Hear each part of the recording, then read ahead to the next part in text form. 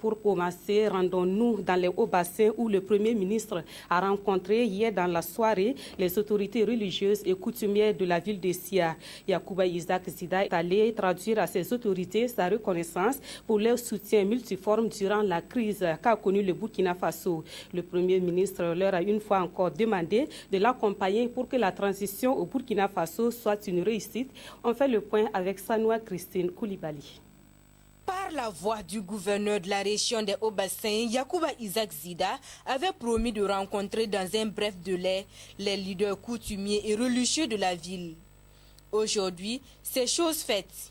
Le chef du gouvernement a voulu, par ses visites, traduire toute sa reconnaissance à ses leaders moraux pour leurs contributions diverses au désamoncement de la crise et à l'apaisement des cœurs. Nous sommes venus d'abord leur dire merci. Merci pour tout ce qu'ils ont fait pour notre nation, à travers la ferveur dans la prière. Nous savons que les événements que nous avons connus ne les ont pas laissés indifférents. Ils ont certainement beaucoup prié pour notre nation. Ils ont été porteurs de messages de paix dans leur entourage et nous savons que cela a fortement contribué à apaiser la situation. Nous sommes venus donc leur dire merci au nom du président Michel Kafando. Je dis merci à notre nom propre et à celui de tout le gouvernement et au nom aussi de tout le peuple burkinabé, leur dire toute notre reconnaissance, notre gratitude et aussi leur demander de continuer de nous accompagner. Tout en lui assurant cet accompagnement, ces autorités morales ont lancé un appel à la population à être plus réaliste dans ses attentes quant à la transition. Nous n'avons pas attendu que le Premier ministre vienne à Bobo pour commencer. Et dès dimanche, nous avons organisé une conférence pour expliquer la charte de transition et son sens et sa portée.